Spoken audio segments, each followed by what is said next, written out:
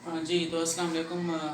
Last time हम Q test के second case पर बात कर रहे थे और जिसमें हम कंपैरिजन ऑफ मीन के ज़रिए से क्यू टेस्ट फाइंड आउट कर रहे थे। उसी सिलसिले में आज उसी की हम एग्जाम्पल प्रॉब्लम लेंगे कि अगर हमें मीन्स को कंपेयर करना हो तो फिर हम टी टेस्ट को कैसे अप्लाई करें। और लास्ट टाइम हमारा जो लेक्चर था वो 7 था और 7 का पार्ट 1 था। इसी तरह से ये हमारे पास लेक्चर 7 का पार्ट 2 है, जिसमें उसी टॉपिक की प्रॉब्लम को हम डिस्कस आज करेंगे। अच्छा, प्रॉब्लम में क्या कह रहे हैं? प्रॉब्लम के अंदर एक नया मेथड है जिसको एनालिस्ट ने डेवलप किया, जिसे क्या बोल रहे हैं, कलरीमेट्रिक मेथड। क्या करना चाह रहे हैं? कैल्शियम पता करना चाह रहे हैं from blood samples. So blood samples में से कैल्शियम पता करने के लिए एक एनालिस्ट ने एक नया मेथड डेवलप किया और उस नए मेथड को हम क्या बोल रहे हैं यहाँ पे? कलरीमेट्रिक मेथड। उससे जो रिजल्ट उससे हासिल हुए, उसमें एक सैंपल का था 10.2, दूसरा था 10.8, तीसरा 10.0 और चौथा 10.5 मिलीग्राम पर डेसी लीटर। अब इसके अलावा उसने यही एनालिसिस एक स्टैंडर्ड यानी पुराने मेथड से किया और एटॉमिक एब्जॉर्प्शन, बहुत पुराना मेथड है, हम जानते भी हैं सब। सो एटॉमिक एब्जॉर्प्शन मेथड का इस्तेमाल करके भी उसने यही एनालिसिस किया जो कि वो कर रहा था, कैल्शियम पता कर रहा था ब्लड सैंपल में से। और एटॉमिक एब्जॉर्प्शन से जो उसको रिजल्ट्स हासिल हुए उसमें एक है 11.2, दूसरा है 10.5, तीसरा 11.7 और चौथा है 11.0 मिलीग्राम पर डेसी लीटर। आप क्या पूछ रहे हैं आपसे?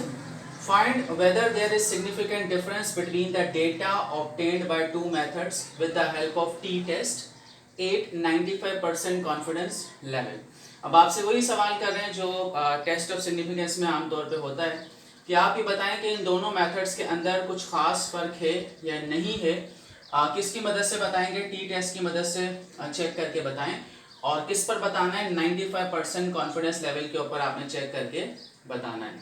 अब लास्ट टाइम हम फार्मूला पढ़ चुके हैं कि बेसिकली अगर दोनों के मीन्स को आप कंपेयर कर रहे हैं तो टी का फार्मूला क्या था? Plus minus t is equal to x1 bar minus x2 bar divided by SP. और एसपी क्या था? पोल्ड स्टैंडर्ड डेविएशन था। उसके बाद under root n1 multiply by n2 और divided by n1 plus n2। ठीक, ये फार्मूला था। अब इस फार्मूले के अंदर हमें सबसे पहले तो नजर आ रहा है x बार यानी कि मीन। तो सबसे पहले पॉइंट पर प्रॉब्लम को सॉल्व करने के लिए पहले डेटा का भी मीन आप निकालेंगे और दूसरे का भी क्या निकालेंगे? मीन निकालेंगे। मीन निकालने के बाद फिर दोनों के लिए आपको निकालना पड़ेगा एसपी यानी पोल्ड स्टैंडर्ड डेविएशन, और एसडी के लिए जैसे हम टेबल्स बिल्ड करते हैं बिल्कुल वैसे ही एसपी के लिए भी आप टेबल बनाएंगे। तो सबसे पहले हम आ जाएंगे x1 बार की तरफ। So x1 bar is equal to किसका? पहला जो डेटा है आपको उसको उठा लेंगे। पहला डेटा हमारे पास है 10.2 plus 10.8 plus 10.0 and then last reading है हमारे पास 10.5। अच्छा, चूंकि 4 है हमारे पास रीडिंग्स तो किससे? 4 से डिवाइड करेंगे। ऐसे ही निकालते हैं मीन, तमाम को जमा करते हैं और उतने ही नंबर से तकसीम करते हैं। तो 4 है डेटा पॉइंट्स, तो 4 से इसको हम क्या करेंगे? डिवाइड करेंगे। ठीक, यहाँ पर हमारे पास एक आ जाएगा। जब आप सबको प्लस करेंगे तो हमारे पास जो आंसर आ रहा है वो आ रहा है 41 आएगा। 41.5 डिवाइडेड बाय 4। ठीक, x1 बार। और इसी को जब आप डिवाइड करेंगे 4 से तो हमारे पास जो आंसर आ रहा है after rounding it off, so answer हमारे पास जो आ रहा है वो है 10.4।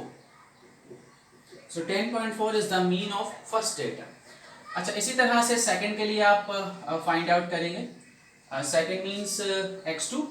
सो x2 bar is also equal to x2 का डेटा उठा लेंगे ऊपर से। क्या है हमारे पास? 11.2, 10.5, 11.7 एंड देन 11.0 एंड सेम 4 ही यहाँ पर भी रीडिंग से, तो 4 से क्या करेंगे? इसको भी आप डिवाइड करेंगे। तो चारों नंबर्स को आप प्लस करेंगे सबसे पहले, और प्लस का आंसर हमारे पास आ रहा है जब आपने चारों को प्लस किया है। So it is 44.4।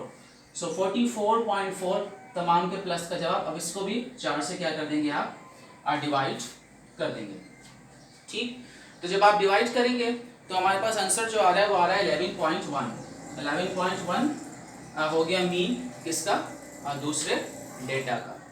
So this is all कि हम जो है वो पहले सबसे पहले हमने क्या निकाला है, मीन निकाला है। अब चूंकि हमें एसपी चाहिए, पूल्ड स्टैंडर्ड डेविएशन चाहिए, तो वो निकालने के लिए हमें यकीनन टेबल बनाना होगा, टेबल बिल्ड करना होगा। दोनों के लिए टेबल बनाएंगे, इसके लिए भी और इसके लिए भी आमने सामने बना देंगे, और फिर फाइनली एंड पे जाके हम क्या निकालेंगे, एसपी का फार्मूला जो हमने कल पढ़ा भी था, जिसमें आप 2 या 3 डेटा को कंबाइन करते हैं, वो फाइनली हम निकालेंगे, और उसके बाद हम इस फार्मूले में पुट करके टी की वैल्यू फाइंड आउट करेंगे। ठीक है, सो सवाल मैं मिटाऊंगा, डेटा पॉइंट्स हम सामने लिख लेंगे ताकि हमें याद रहें, और मीन पहले का 10.4 है, दूसरे का 11.1 है।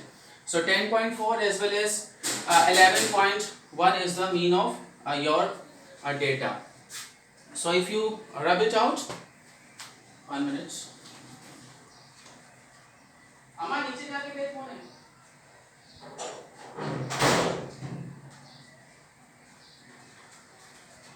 जी, so I am back with a duster. So अगर आप इसको रब आउट करेंगे,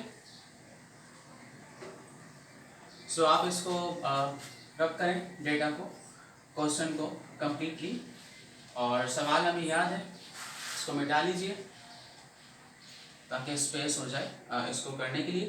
फार्मूला भी मैं मिटा रहा हूँ, फिर बाद में हम इसको सॉल्व आउट करेंगे। ठीक है, मीन भी मिटा रहा हूँ so that we can get the good place.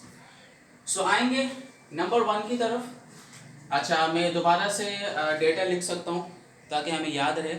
जो डेटा हमारे पास पहला था वो था 10.2, 10.2, 10.8, सो 10.2, 10.8, 10.0, एंड देन लास्ट हमारे पास था 10.5।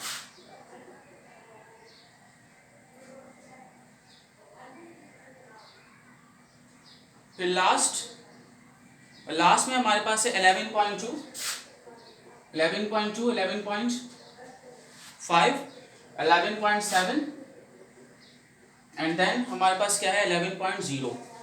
तो ये हमारे पास दोनों को डेटा था। ठीक है, अब इस दोनों के डेटा को, और फाइनली हमारे पास जो मीन्स हमने निकाल चुके हैं उसको ही मैं साइड पे लिख रहा हूँ ताकि हमें याद रहे। पहले डेटा का मीन था आपके पास था x1 बार था हमारे पास 10.4, और x2 बार हमारे पास है 11.1, 11.1, ताकि हमें डेटा बनाने में आसानी हो। अच्छा, अब हमको पता है कि SD टेबल जब आप बनाते हो तो SD टेबल बनाने में हम सबसे पहले सीरियल नंबर का खाना हम छोड़ें क्योंकि हमारे पास स्पेस कम है।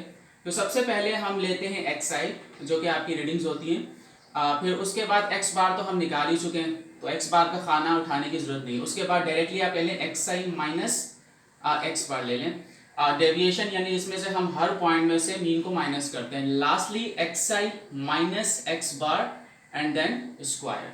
ठीक, सो डालेंगे इसको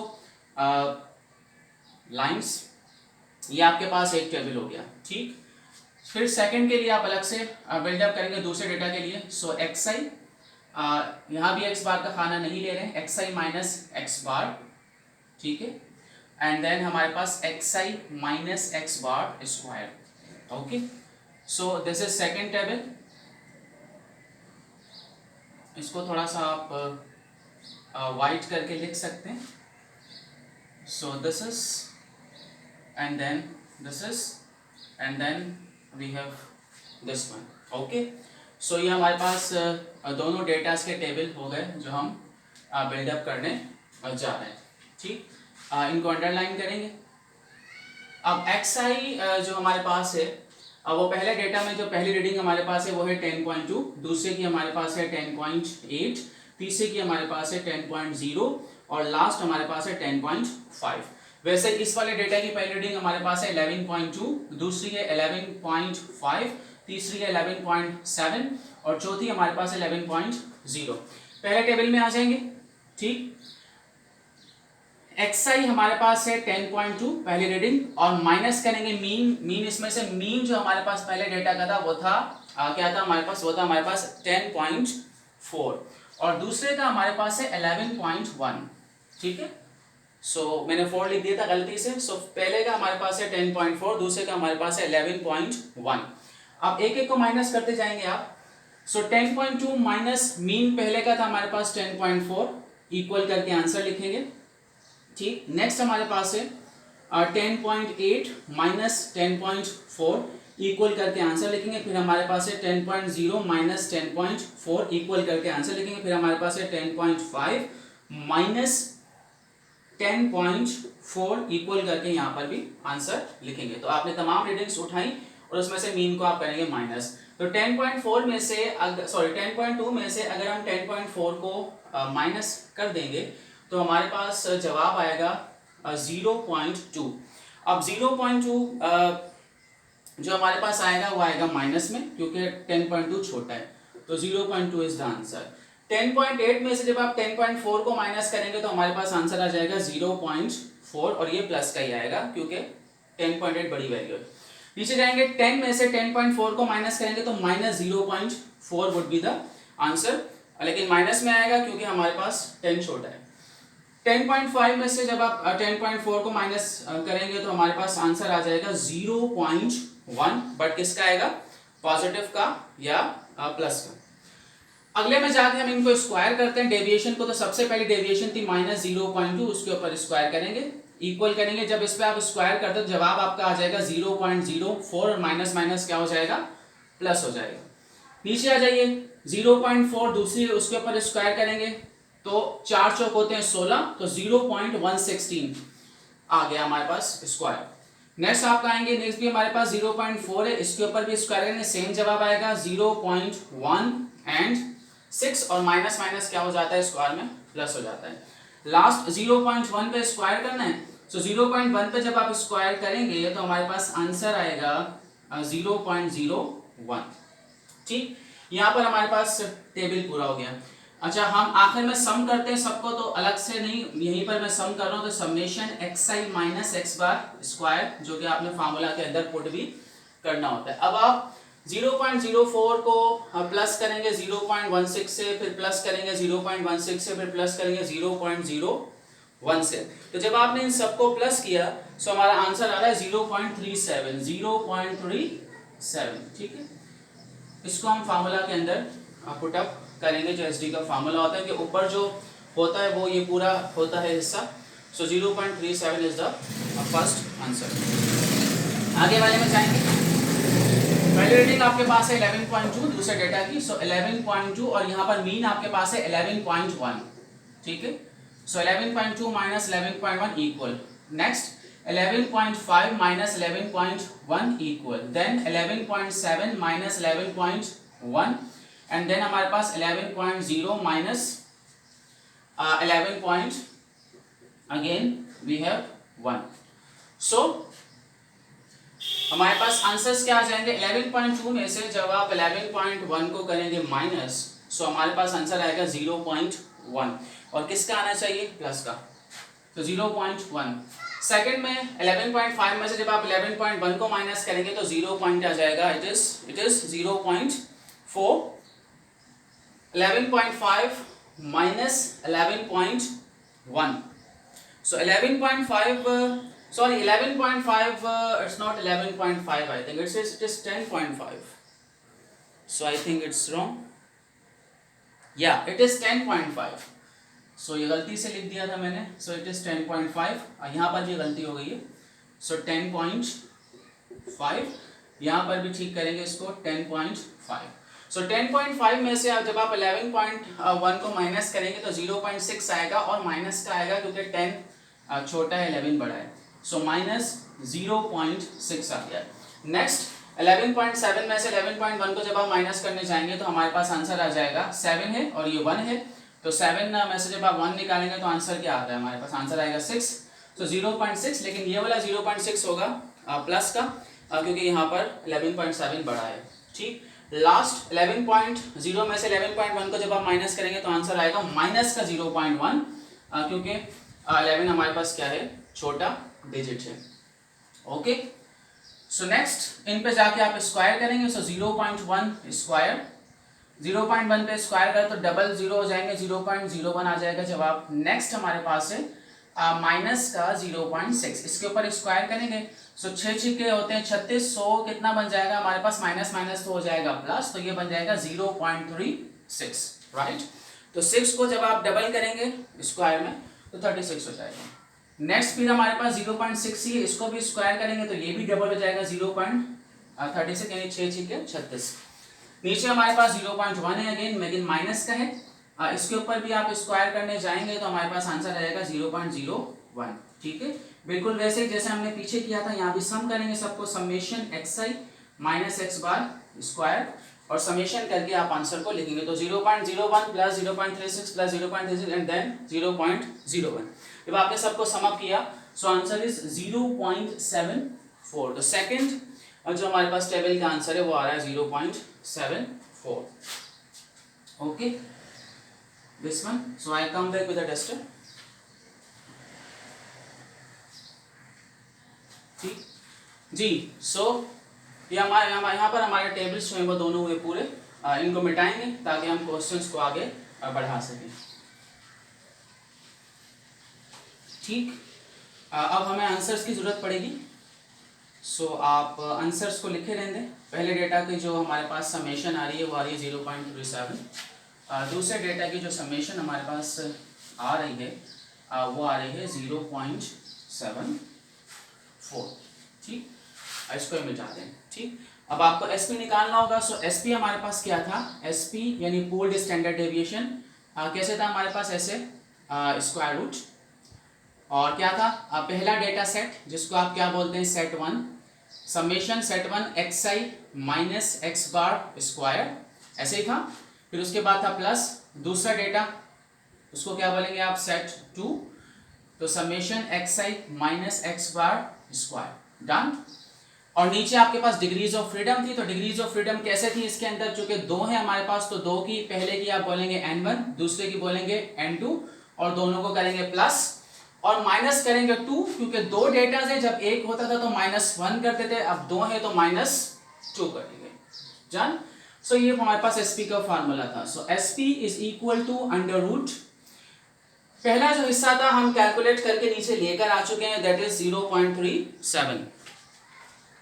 सो 0.37, दूसरा जो हिस्सा था जो हम सम अप करके लाए हैं टेबल के अंदर वो था 0.74, दोनों को करेंगे जमा, तो 0.74। और नीचे आ जाइए, पहले डेटा की जो रीडिंग्स थी वो भी 4 थी और दूसरे की भी 4 थी, तो 4 + 4 - 2। नीचे आ जाएंगे मजीद एसपी पूल्ड स्टैंडर्ड डेविएशन, ऊपर वाले दोनों को आपने क्या किया, जमा किया। जब आपने जमा किया so your answer is after summing it out 1.11, क्योंकि 37 और 70 हमारे पास क्या है 4 है, तो ये बन जाएगा 11.1, that means 11.1 in a measurement. And then 4 और 4 हो गया 8 - 2, so SP is equal to under root 11.1, 8 में से 2 को माइनस करेंगे तो जवाब क्या आ जाएगा 6। ठीक है, आगे आ जाइए, डिवाइड कर देंगे दोनों को, SP is equal to under root, जब आप 11.6 को डिवाइड करेंगे, सॉरी जब आप 11.1 को डिवाइड करेंगे 6 से, सो हमारा आंसर जो आ रहा है डिवीजन का वो आ रहा है 0.185। आगे जाके इसका रूट लेंगे सो हमारे पास फाइनल एसपी निकल जाएगा। इसका जब आप रूट निकालेंगे कैलकुलेटर की मदद से तो रूट हमारे पास आ रहा है 0.430। So this is your pooled standard deviation. ठीक, सो यहाँ पर हमने एसपी फाइनली फाइंड आउट किया। सो अब हमारे पास सारी रिक्वायरमेंट्स पूरी हो गई है टी का फार्मूला लगाने की, क्योंकि एसपी हमें वहाँ पर दरकार था, मीन हमें दरकार थे। So SP as well as mean इनको पुटअप करेंगे। ठीक है, मैं फिर से मिटाऊंगा ताकि हमारे बोर्ड पर जगह बन सके। सो दिस इज एसपी, इसकी वैल्यू आप लिखे रहने दें ताकि हमें पुटअप करने में आसानी हो। और दूसरी चीज़ हमें चाहिए होंगे मीन्स। सो मीन को हम दोबारा से देखेंगे। पहला मीन जो हमारे पास था साइड पे मैं लिख सकता हूँ, x1 बार हमारे पास था 10.4 और x2 बार हमारे पास आई थिंक था 11.1। ठीक, सो डन। अब t का फार्मूला हमारे पास था plus minus t is equal to x1 bar minus x2 bar divided by pooled standard deviation under root, यहाँ पर क्या था n1 मल्टीप्लाई बाय n2 और नीचे दोनों का है प्लस n1 प्लस n2। ठीक, सो ये फार्मूला था। यहाँ से हमें मिल जाएगा t कैलकुलेटेड की वैल्यू, फिर उसको जाके आप टेबल के अंदर कंपैरिजन देंगे। ठीक, अब हमारे पास पहला जो मीन था इसको सॉल्व करेंगे। पहला जो मीन था हमारे पास वो था 10.4 माइनस दूसरा जो मीन है हमारे पास वो है 11.1 और पूल्ड स्टैंडर्ड डेविएशन की वैल्यू हमारे पास आगे 0.430 पुटअप करेंगे 0.430 साथ में ब्रैकेट को फिलअप करेंगे। अच्छा, ऊपर पहली जो हमारे पास नंबर ऑफ रीडिंग्स की ऑब्जर्वेशन थी वो थी 4, दूसरी भी 4 थी तो 4 मल्टीप्लाई बाय 4, नीचे दोनों को प्लस करेंगे 4 प्लस 4। आगे बढ़ेंगे सॉल्यूशन में। 10.4 में से आप माइनस करेंगे 11.1 को, जब आप माइनस करेंगे तो हमारे पास आंसर आएगा माइनस का 0.7 क्योंकि ये 4 है वो बने, सो माइनस का 0.7। ठीक, और नीचे पूल एसडी हमारे पास है 0.430। इसको सॉल्व करेंगे थोड़ा सा, 4 चौक हो जाएंगे हमारे पास 16, 4 को 4 से ज़रब दे देंगे और 4 और 4 को जब आप प्लस करेंगे तो वो बन जाएंगे हमारे पास 8। नीचे आएंगे plus minus t is equal to, इसको अभी ऐसे चलाते हैं, ब्रैकेट को सॉल्व करेंगे पहले 0.7 डिवाइडेड बाय 0.430। अब इसको अगर आप कैंसिल आउट करेंगे तो 8 एकम 8, 8 दूनी 16, सो रूट के अंदर आपके पास बच जाएगा 2। ठीक है, क्योंकि 1 का तो रूट 1 ही होता है। सो हमारे पास क्या आ गया, plus minus t is equal to again minus 0.7 divided by 0.430। 2 का रूट आप निकालेंगे कैलकुलेटर की मदद से और आई थिंक 1.4 बनाता है। So root of 2 is basically 1.4142, 1.4142। ठीक, एसपी की वैल्यू को मैं अब यहाँ पर मिटा रहा हूँ। ओके, सो अब हमारे पास आ गए 3 वैल्यूज, 0.7 ऊपर है, 0.430 जो कि आपका एसपी था और 2 का रूट हमारे पास है 1.4142। अब ऊपर वाले दोनों को पहले करेंगे ज़रब, माइनस का साइन यहाँ तक चलता आएगा। ज़रब का जो जवाब हमारे पास आ रहा है वो आ रहा है 0.98994, 8994। मैंने कंप्लीट आंसर लिख दिया है 0.98994 और नीचे हमारे पास वही है एसपी की वैल्यू 0.430। अब इसको आप एसपी की वैल्यू से जाकर डिवाइड करेंगे। सो लाइन खींचते हैं। So plus minus t is equal to, जब आपने डिवाइड किया तो हमारे पास टी की वैल्यू फाइनली कैलकुलेटेड टी की वैल्यू हमारे पास आ रही है माइनस 2.302, माइनस 2.302। ठीक, ये हमारे पास क्या हो गया, हमारे पास हो गया T calculated and that is, और माइनस के साइन को मैंने पीछे भी कहा था काउंट नहीं करेंगे यहाँ पर, चूंकि आप नंबर्स पे बात कर रहे हैं स्टेट्स के अंदर। सो स्टेटिस्टिक्स के अंदर माइनस प्लस से ज़्यादा नंबर्स पे फोकस किया जाता है। सो माइनस के साइन को करेंगे डिसरिगार्ड, तो क्या लिख सकते हैं आप, लिख सकते हैं 0.302 और साथ में ब्रैकेट में लिखते हैं डिसरिगार्डिंग, डिसरिगार्डिंग नेगेटिव साइन। ठीक है, सो आपके पास टी कैलकुलेटेड की वैल्यू जो हमारे पास आ गई वो आ गई हमारे पास 2.30 एंड 2। ठीक, अब टी टेबल देखेंगे आप। सो टी टेबल के लिए आप टी के टेबल में जाएंगे, मेरे पास नोट्स के अंदर मौजूद भी है और आपने देखना है 95% कॉन्फिडेंस लेवल के ऊपर। ठीक, सो आ जाइए और डिग्रीज ऑफ फ्रीडम का आप सहारा लेंगे। डिग्रीज ऑफ फ्रीडम आप अभी यहाँ पर देखेंगे कितनी बनती है हमारे पास। सो टी का टेबल आप बेसिकली इस्तेमाल करेंगे जो कि हमारे पास नोट्स में ही मौजूद है, बुक्स के अंदर भी मौजूद होगा, नोट्स में पेज नंबर 24 के ऊपर मौजूद है। अब कितनी डिग्रीज ऑफ फ्रीडम से आपने देखना है, जैसे आपके पास ये टी का टेबल है और हम सबको पता है कि ऊपर जो है वो कॉन्फिडेंस लेवल्स आ रहे हैं और ये 95 की लाइन है। इस लाइन में देखेंगे क्योंकि सवाल में 95% लेवल पे आपसे पूछा जा रहा है और इस वाली लाइन में आपकी डिग्रीज ऑफ फ्रीडम आ रही है, तो 95 की लाइन तो आपने ये पकड़नी है। फिर प्लस डिग्रीज ऑफ फ्रीडम आप देख लें यहाँ पर कितनी बन रही है, इधर आ जाएं। यहाँ पर आपका जो पहला डेटा था, जो नीचे जो हमने एसपीएम में निकाला, जो आपका पहला डेटा था वो था 4। ठीक है ना, पहला डेटा था आपका 4, सो डिग्रीज ऑफ फ्रीडम यहाँ पर कैसे होगी, n1 प्लस n2 माइनस का 2, ठीक है, दो डेटाज हैं।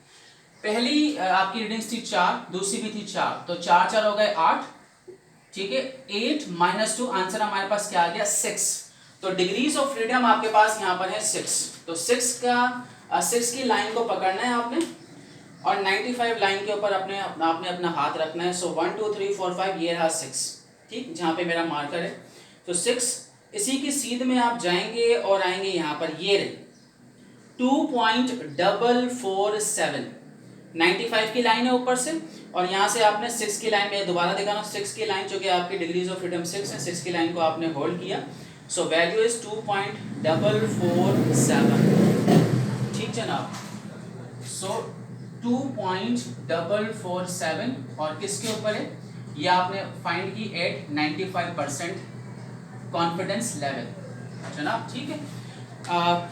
डिग्रीज ऑफ फ्रीडम को मिटा लें ताकि हम रिजल्ट लिख सकें।